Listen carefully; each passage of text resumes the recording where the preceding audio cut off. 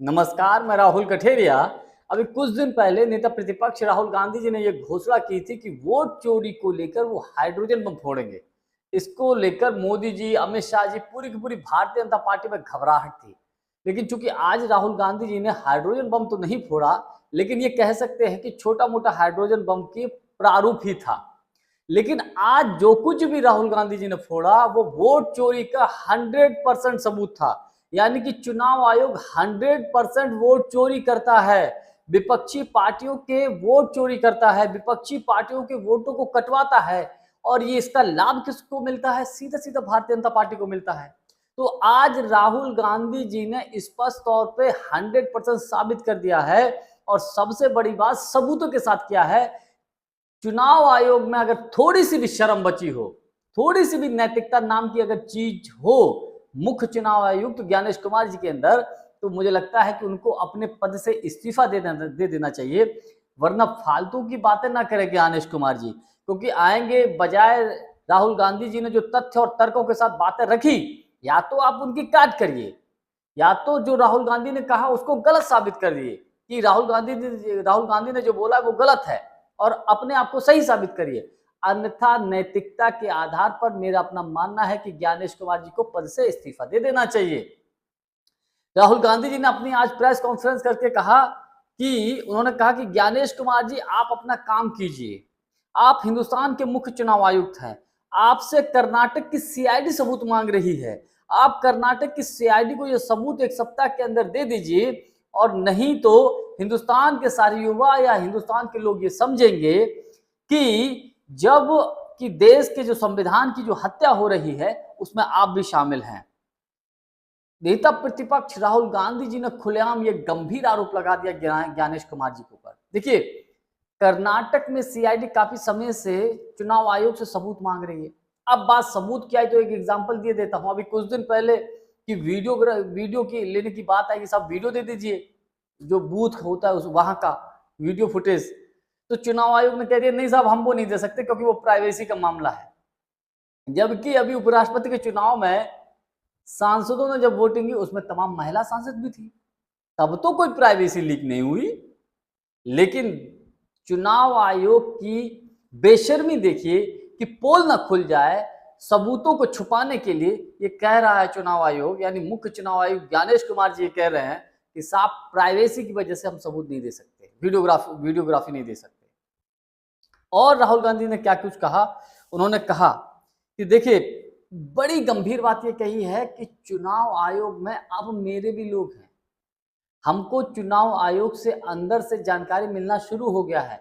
राहुल गांधी ने बड़ी बात ये कही कि पहले ऐसा नहीं होता था, कि पहले चुनाव आयोग में ऐसा नहीं होता था कि उनको जानकारी मिल जाए, लेकिन अब ऐसा होने लगा है कि चुनाव आयोग से ही हमको जानकारियां मिल रही हैं।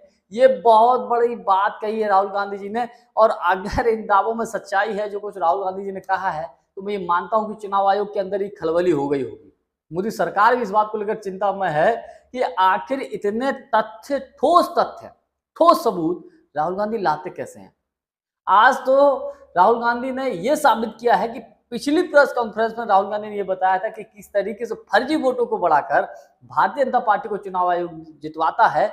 लेकिन आज साबित यह किया कि किस तरीके से विपक्षी पार्टियों के वोटों को कटवाकर भारतीय जनता पार्टी को फायदा पहुंचाता है चुनाव आयोग। केवल और केवल कांग्रेस और विपक्षी पार्टियों के वोट काटे जाते हैं। और इसमें तो घपला बड़ा और निकलकर सामने आया है कि कॉल सेंटर की संदिग्धता आ रही है कि भैया कॉल सेंटरों के माध्यम से वोट काटे जा रहे हैं।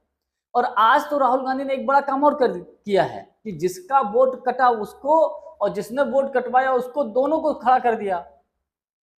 जब दोनों को खड़ा कर दिया तो दोनों ये बोल रहे कि साहब हमने तो, जो जिसने कटवाया बोला हमने तो साहब कटवाया ही नहीं। तो ये जो मामला है, ये जो सवाल है, ये बहुत गंभीर सवाल है। तो फिर ये हो कैसे रहा है? तो उसमें ये आ रहा है कि साहब एक कॉल सेंटर टाइप से कुछ मामला ऐसा सेट किया गया है कि आपके मोबाइल पे ओटीपी आएगा, तो वो ओटीपी आपके नंबर पे नहीं जाएगा, वो कहीं और जाएगा। मतलब बहुत बड़े घपले की पोल खोली है राहुल गांधी ने, तथ्यों और सबूतों के आधार पर। कायदे में सीधा स्पष्ट बात है कि चुनाव आयोग को इन पर सवाल देना चाहिए।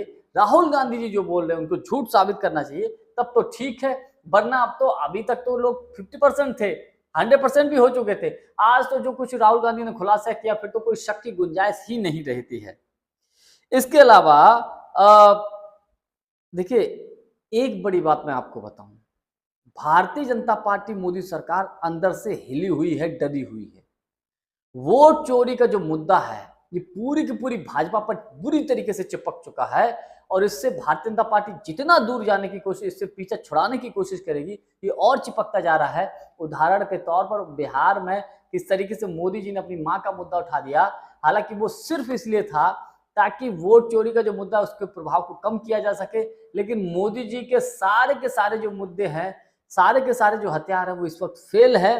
राहुल गांधी जिस तरीके से चुनाव आयोग के माध्यम से मोदी सरकार के ऊपर हमला कर रहे हैं, कोई तोड़ नहीं है। मेरा तो फिर यही व्यक्तिगत मानना है कि चुनाव आयोग को तथ्य और तर्कों के साथ बहस करनी चाहिए राहुल गांधी के साथ, और जो उन्होंने सबूत दिए हैं राहुल गांधी को, तथ्य और तर्कों के साथ उनका खंडन करना चाहिए। अन्यथा स्पष्ट हो चुका है, दूध का दूध पानी का पानी हो चुका है कि चुनाव आयोग खुलेआम बीजेपी को जितवाने के लिए कभी वोटों को कटवाता है और बीजेपी को जितवाने के लिए कभी वोटों को फर्जी तरीके से जुड़वाता है।